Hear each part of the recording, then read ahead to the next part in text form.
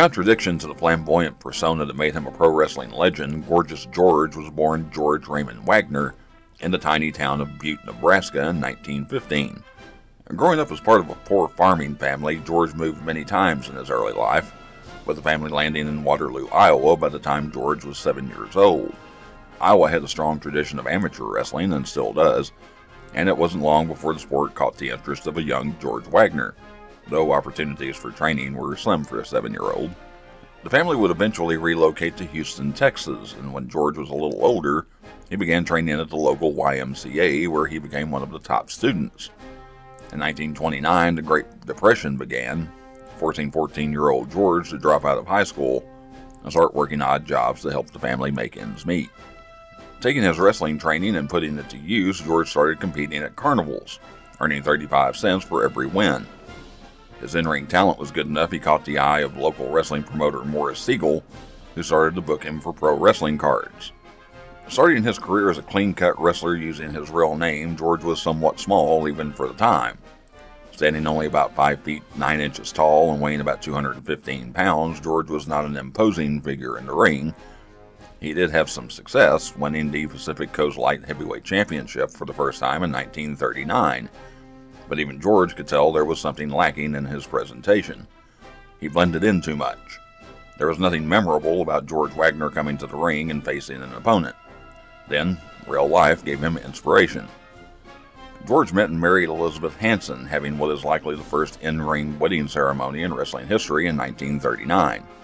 The wedding drew a huge crowd, prompting the couple to reenact the ceremony in several other venues across the country.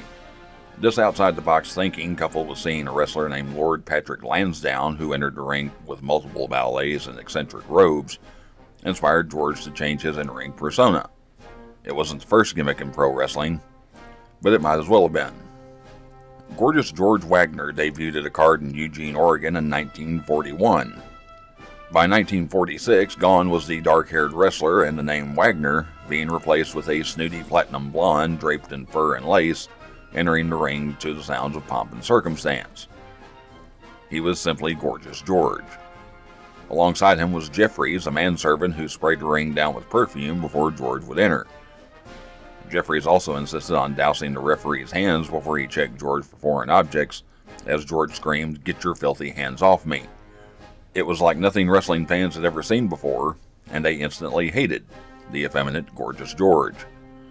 Fans packed every venue where George appeared, eager to pay money to hate him in person. Seeing the dollar signs, promoter Johnny Doyle brought George into Los Angeles. The flamboyant new persona was a perfect match for an area so close to Hollywood. After World War II and the economic boom that came with the end of the Great Depression, television started becoming a more common household luxury, sending George's stars shooting to new heights. George quickly became the biggest star on television, and by the end of the 1940s was one of the highest paid athletes in the world. Luckily, his theatrics were still accompanied by a high level of wrestling talent, keeping George from falling into the category of being comedic relief. Gorgeous George was eccentric and could stir up a crowd, but George Wagner could still go in the ring. It's recently been determined that it was actually George that invented the Devil's Kiss, more recently made famous by Stephanie Baker. Through the 1950s, George remained a major star and influenced many stars to come, like Buddy Rogers and superstar Billy Graham. A sign of his mainstream popularity, even people outside of pro wrestling credited him as an influence, including Muhammad Ali, James Brown, and even Bob Dylan. Warner Brothers even parodied George in a Bugs Bunny cartoon. Considering how big of a star George was, there was not a lot of championships won in his career. Along with the Pacific Coast Lightweight Championship he won early on, he also held the Pacific Northwest Middleweight Championship, the NWA Gulf Coast Championship, and the Los Angeles version of the World Championship, as well as briefly holding the original American Wrestling Association World Championship. The fact of the matter is, George didn't need a title or a belt to signify success. That was clear from the number of people in the seats. Perhaps George's most famous match had nothing to do with the championship. On March 12, 1959, George faced Whipper Billy Watson at Toronto's Maple Leaf Gardens in front of 14,000 fans, plus millions more watching on television. If Watson lost, he would be forced to retire. If George lost, he would have his head shaved bald.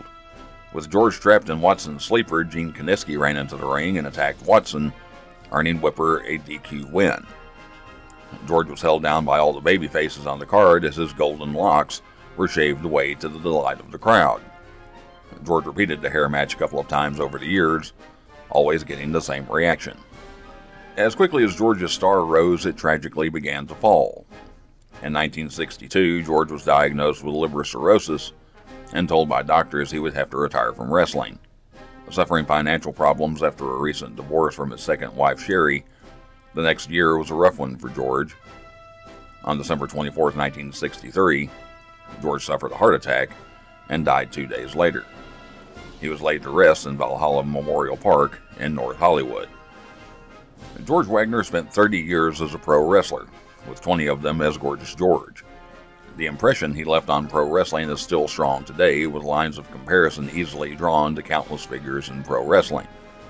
Before there was Buddy Rogers, before there was Ric Flair, before there was Hulk Hogan, there was Gorgeous George, the Human Orchid, the sensation of the nation, the toast of the coast.